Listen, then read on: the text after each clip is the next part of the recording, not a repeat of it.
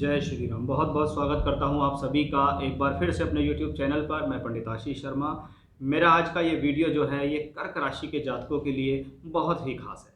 यानी वीडियो चंद्र राशि पर आधारित है और आपकी राशि से मई 2023 के महीने में ग्रहों की स्थिति और ग्रहों का गोचर और ग्रहों का राशि परिवर्तन आपके लिए क्या लेकर आया है, कितना शुभ है कितना अशुभ, क्या सावधानी है, क्या चेतावनी है और किन उपायों से आप इस महीने को और ज़्यादा बेहतर बना सकते हैं, वो सब इस वीडियो में विस्तार से चर्चा होगी। इस वीडियो को हम मासिक राशिफल, मंथली प्रेडिक्शन या मंथली हॉरोस्कोप भी कह सकते हैं।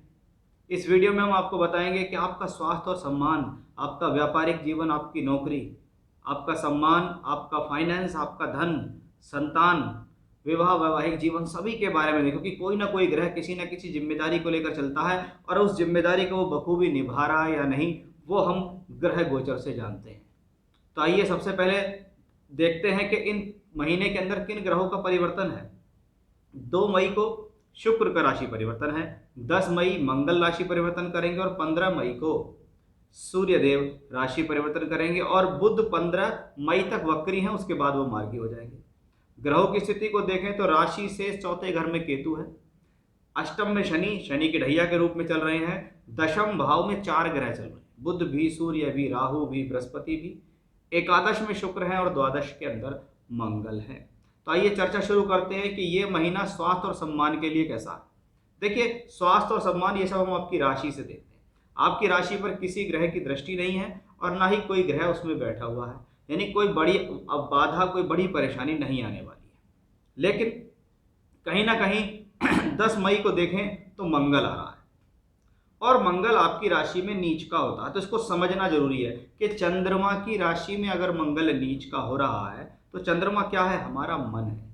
हमारे मन पर अगर मंगल जैसे ग्रह का प्रभाव है तो कहीं ना कहीं स्वभाव में पहले के मुकाबले तेजी आ जाएगी, कॉन्फिडेंस लेवल बढ़ जाएगा, तो थोड़ी सी जल्दबाजी और क्रोध भी आपके जीवन में बढ़ जाएगा। यानी स्वास्थ्य को कोई बड़ी प्रॉब्लम नहीं है, सम्मान गिरने नहीं देगा ये ग्रह, मेहनत कराने में भरपूर रहेगा ये ग्रह आपके लिए। 10 मई के बाद मंगल यहाँ आएंगे, कॉन्फिडेंस लेवल आपका अच्छा हो जाएगा, पहले के मुकाबले आप ज़्यादा एक्टिव नजर आएंगे, लेकिन कुछ क्रोधी भी नजर आएंगे। परिवार वाले सोच सकते हैं कि अब ये छोटी छोटी बातों पर इनको क्रोध आने लगा है, पहले ऐसा नहीं था लेकिन अब होने लगा। तो आपको पेशेंस रखना बहुत ज़्यादा जरूरी है, जल्दबाजी से बचना है, क्रोध से बचना है। जितना धैर्य रखकर चलेंगे उतना आप बेहतर महसूस करेंगे। अब जब मंगल की बात हो रही है तो मंगल आपके लिए योग कारक प्लेनेट है। योग कारक ग्रह का मतलब होता है एक ऐसा ग्रह जो आपके लिए केंद्र और त्रिकोण दोनों के फल दे रहा हो, और मंगल यहाँ बखूबी 2 भावों के अच्छे फल निभा रहे हैं। इसको बहुत ध्यान से समझने की जरूरत है कि पंचम भाव का मालिक लग्न में यानी राशि के अंदर नीच का होके चल रहा है। इसका मतलब क्या है, पंचमेश नीच का है, और जब कहा हो वो चंद्रमा की राशि में हो तो क्या है, बुद्धि है पंचम, निर्णय है पंचम, शिक्षा है पंचम।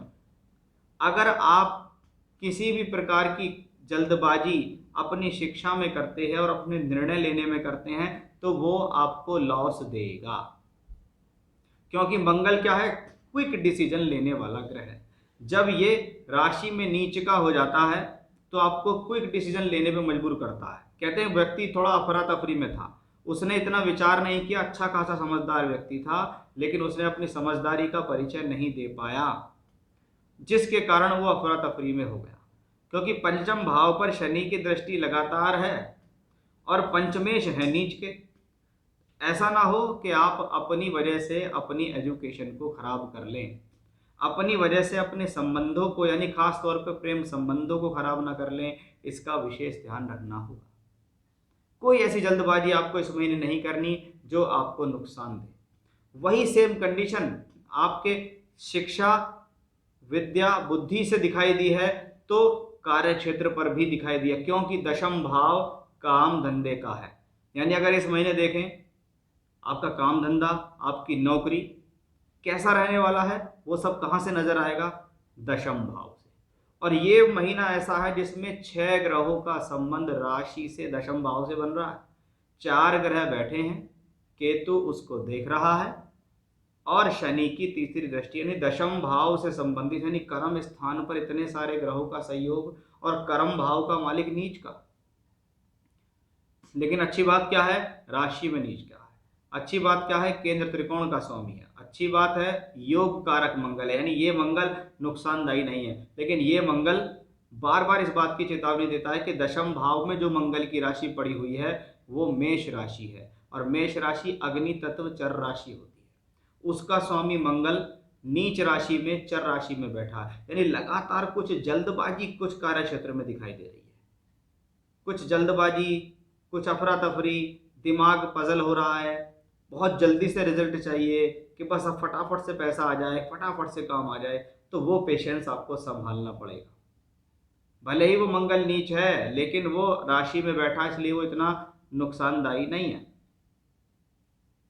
ये दशम भाव का स्वामी है, इसलिए कर्म क्षेत्र चलता रहेगा। अब दशम भाव में कौन कौन है ये आप देखिएगा।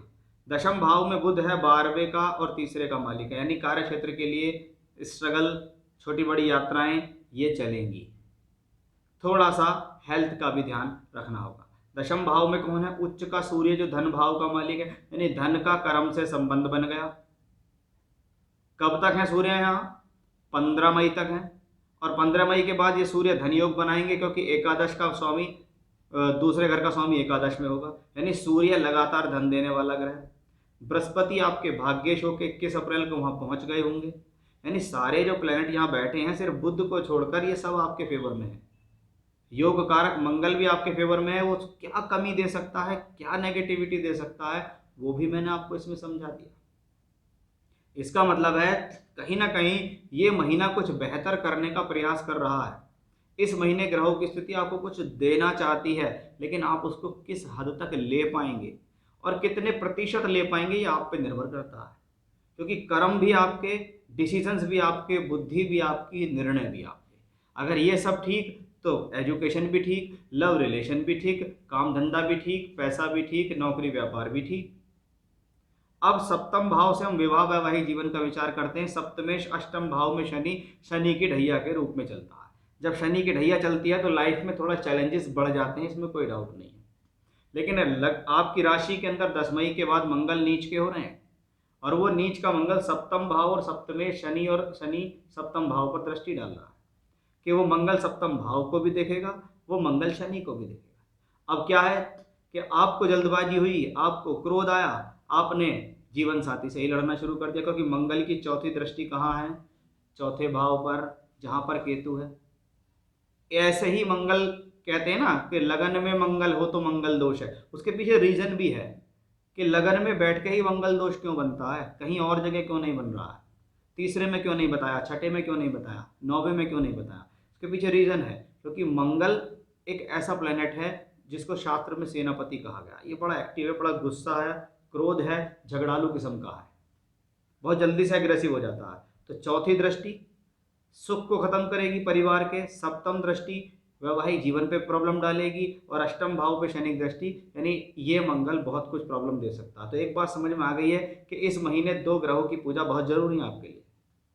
अगर आप अपना सब कुछ बेहतर करना चाहते हैं तो हनुमान जी और भगवान शिव, इन दोनों की पूजा इस महीने आपको करनी पड़ेगी। यदि आप चाहते हैं कि ये 6 ग्रहों का संबंध जो दशम भाव से बन रहा है ये आपको कुछ देकर जाए, तो उस पर ध्यान भी आपको उतना ही देना होगा, ये पूजा करनी ही पड़ेगी। तो यहाँ मैंने आपको विस्तार से समझा दिया कि कर्क राशि के जातकों के लिए जो मई का महीना है ये वाकई में कुछ बेहतर दे सकता है, लेकिन अगर आप अपना ध्यान रखेंगे तो ये था मेरा आज का विषय कि कैसा रहने वाला है कर्क राशि के जातकों के लिए मई 2023। तो उसकी मैंने विस्तार से चर्चा इस वीडियो में की है। फिर से इसी प्रकार की जानकारी लेकर आपके सामने हाजिर होऊंगा। तब तक के लिए बने रहिएगा मेरे साथ। जय श्री राम।